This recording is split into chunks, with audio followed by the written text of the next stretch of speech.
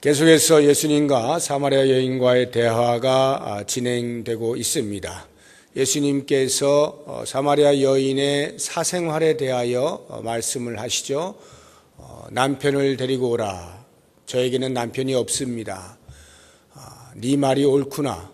네가 이전에 5명의 남편이 있었지만 그러나 지금 있는 자도 남편이 아니다.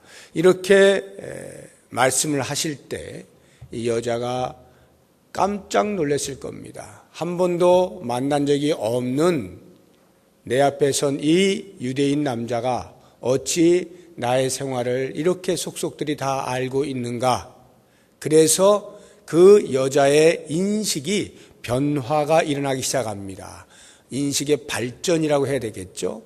그리고는 자기 앞에 있는 유대인 뭔가 이야기하는 것이 범상치는 않다라고 느끼기는 했지만 과연 이가 어떠한 사람일까라고 하는 중에 계속해서 나오는 대화의 그 흐름 속에서 이 사람은 선지자가 틀림없다라고 인식을 하게 되는 것입니다. 그것이 오늘 우리가 읽은 19절 말씀이죠. 주여 내가 보니 선지자로소이다.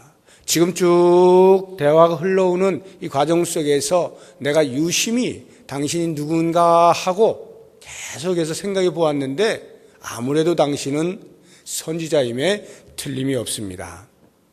그렇지 않고서야 처음 보는 나에 대해서 이렇게 속속들이 알 수 있지 않지 않겠습니까? 라고 하는 말이죠. 자, 이와 같은 선지자로서의 인식의 전환, 상당히 발전한 겁니다. 아직 예수님이 그리스도인 것을 알지는 못하였지만 적어도 뭔가 하나님과 연관되어져 있는 사람이다 하는 정도까지는 인식이 지금 발전이 되고 있는데 바로 이 순간에 여자가 예수님께 대하여 갑자기 이상한 말을 합니다. 당신들은 예배할 곳이 예루살렘이라고 하고 우리들은 이곳이라고 하는데 과연 어디가 옳소? 이 질문을 던지는 것입니다.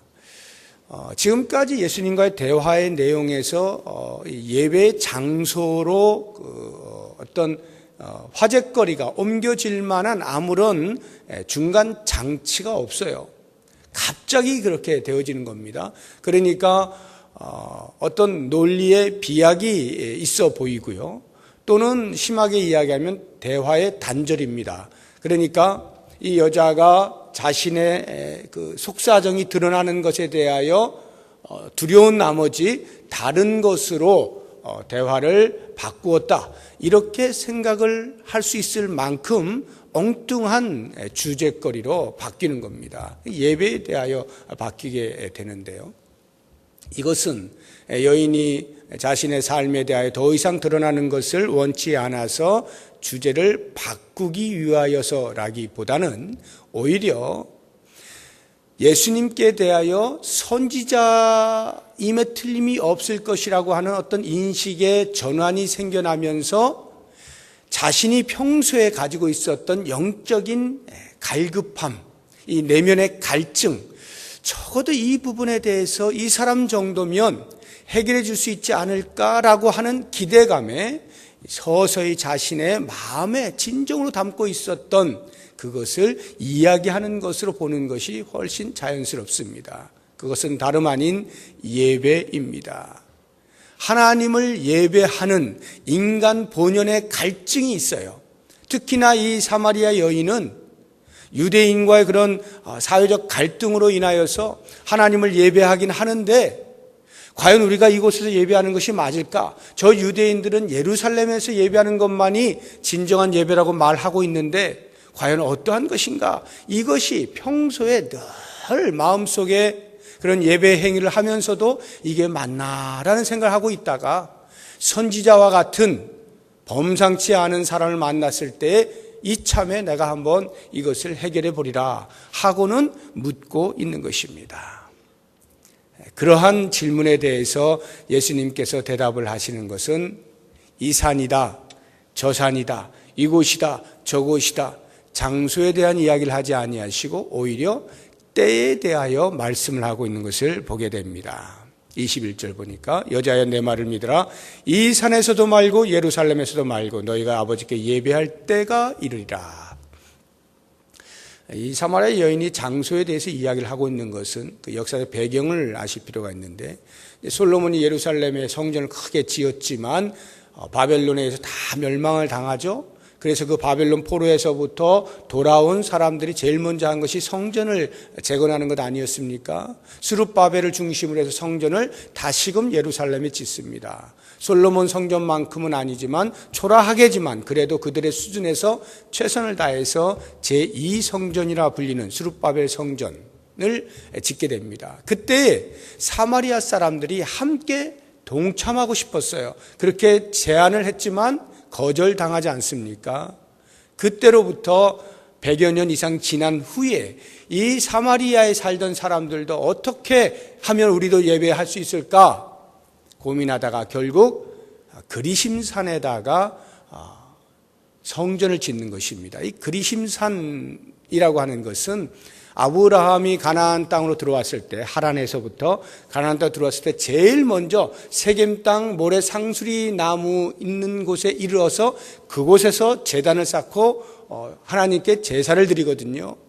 바로 그곳, 그 세겜 땅이라고 하는 것이 그리심산과 에발산 골짜기에 있는 곳인데, 그래서 그것에 착안하여서 사마리아 사람들이 예루살렘에 가서 예배를 못 드리니까 그것에 착안해서 이 그리심산에다가 성전을 짓고 예배를 드리곤 했던 것이에요. 그 이후에 그것이 멸망당하기도 했습니다만 여전히 그곳을 예배의 처소로 생각하고 기도하고 예배의 어떤 행위들을 해왔던 것입니다. 그러한 역사를 가지고 있는 이 사마리아 여인이 선지자로 여겨지는 사람을 만났을 때 이참에 분명히 어디가 진정 하나님께 예배할 수 있는 곳이냐 하는 것을 알아야겠다라고 질문을 던진 것인데, 예수님은 정작 그 부분에 대하여 대답을 하시는 것이 아니라 때에 대해서 말씀하고 있다는 거예요. 이때다, 이때다. 예배할 때가 온다. 바로 이때인데 그 때가 무엇과 관련되어 있느냐? 장소와 관련되어 있는 게 아니라 어떻게 예배하느냐라고 하는 태도와 관련되어진 때를 말씀하고 있는 것입니다. 그래서 23절을 보시게 되면 아버지께 참되게 예배하는 자들은 영과 진리로 예배할 때가 오나니 곧 이때라. 바로 지금이다 이 말인데, 아버지께서는 자기에게 이렇게 예배하는 자들을 찾으시느니라. 하나님 아버지께서 찾으시는 예배자는 예루살렘에서 예배하는 자냐 아니면 그리심산에서 예배하는 자냐라고 하는 장소의 문제가 아니라 영과 진리로 예배하는 자, 이 예배자를 하나님이 찾고 계신다라고 가르쳐주고 계시는 겁니다. 오늘 우리가 이제 예배에 대해서 이렇게 묵상을 할 때 예수님께 직접 하신 말씀, 우리가 어떠한 태도로 예배하느냐, 영과 진리로. 그래서 그 유명한 4장 24절의 말씀 우리가 다 알고 있죠. 하나님은 영이시니 예배하는 자가 영과 진리로 예배할지니라. 영과 진리로 예배할지니라. 어떻게 예배해야 하느냐에 대하여 단적으로 보여주고 있는 한 구절입니다. 우리는 이 말씀에 대해서 이제 많은 이야기들을 들어왔는데요. 영과 진리로 예배한다는 것이 과연 어떠한 태도냐 하는 것이죠. 영과 진리. 영이라고 하는 것은 우리가 보통 이해할 때는 이제 성령 이렇게 이해를 많이 하고 실제로 많은 학자들이 그런 말을 하고 있습니다. 틀린 것이 아니죠. 우리가 성령으로 예배하죠. 성령의 인도하심을 받아서 예배하는 건 맞습니다. 하나님이 영이시기 때문에 우리가 예배할 때 영과 진리로 예배한다 할 때 이 영, 하나님이 영이시다는 말은 하나님의 존재 양식을 이야기하는 것입니다. 하나님은 빛이시다, 하나님은 사랑이시다, 하나님은 영이시다.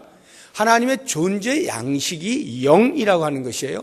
그렇게 볼 때 우리가 영으로 예배한다라고 하는 말은 하나님의 존재 양식과 맞는, 하나님과 교통이 가능한 그러한 태도로 예배해야 한다는 것이에요.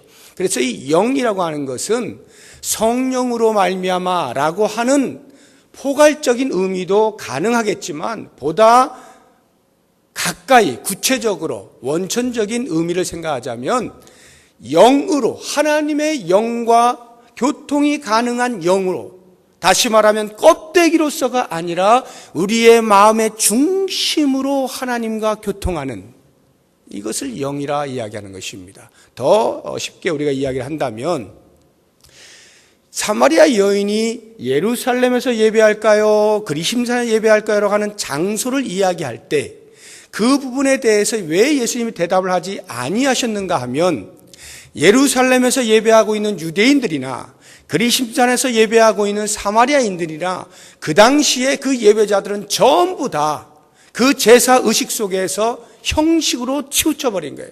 형식으로 빠져나간 거예요. 정작 하나님, 예배의 대상인 하나님에 대해서는 관심이 없고 어떻게 예배하지? 라고 하는 어떤 예배의 형식들, 거기에 온통 집중이 되어 있어서 그러한 것들을 행하면 우리는 하나님께 제사를 드렸다 라고 만족을 하고, 정작 하나님과는 아무런 교통이 없는 그러한 타성에 젖은 제사를 드리곤 했다는 거죠. 그러한 부분에 대해서 예수님이 지금 지적을 하면서 그것은 예배가 아니다라고 하는 거예요.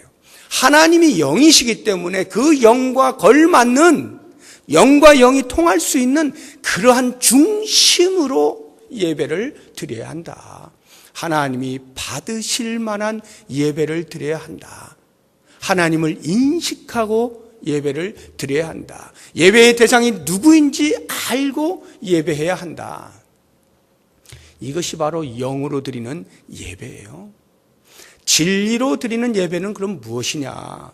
영과 진리로라고 할 때 이전 성경의 번역은 영과 신령과 진정, 이렇게 이야기를 했어요. 신령과 진정으로 번역을 해놨는데, 이 번역으로 인하여서 우리가 이해하는 영과 진리를 정성의 부분으로 많이 이야기를 했습니다. 정성을 다해서 예배해야 된다라고 하는 쪽으로 이해를 많이 했는데, 이 진리라고 하는 것은 그런 어떤 정성의 부분보다는 진리, 내가 곧 길이요 진리요 생명이니, 예수 그리스도 당신이 자신을 진리라고 말씀하고 있지 않습니까? 예수 그리스도를 통한 예배다라고 하는 것인데, 이게 무엇을 의미하는 것인가? 이전에는 제사를 드릴 때는 반드시 제물이 있었어야 되잖아요. 왜냐하면 피가 곧 생명이기 때문에 그 피를 통하여 죄사함을 받고 거룩하신 하나님을 죄 있는 인간이 만날 수가 있었단 말이에요.